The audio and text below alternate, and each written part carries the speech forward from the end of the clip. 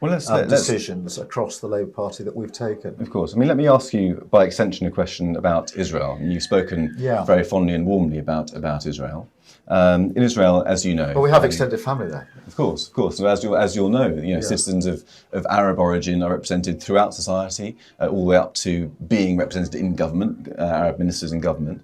And yet Amnesty International recently released a report where they accused Israel of being an apartheid state. Yeah. That was embraced and supported by many members of your party, particularly on the left. Do you agree with them? No.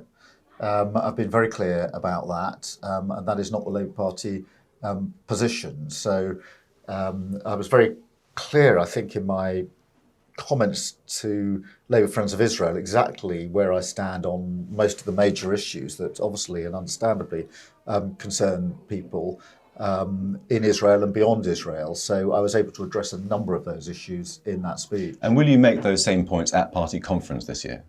Yes, I've got no reason not to. I was on the platform when we made the rule change at last year's party conference in relation to the way that we would deal with complaints of anti-Semitism. Now, I knew that we were going to make those rule changes because I committed to it the moment I saw the Equalities and Human Rights Commission report.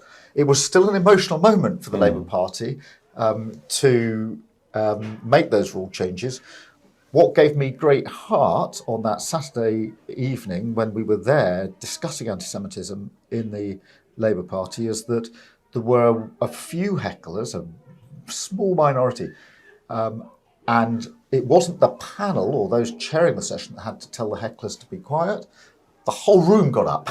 Yes. Thousands of ordinary Labour Party members got up and said, we're not putting up with that anymore.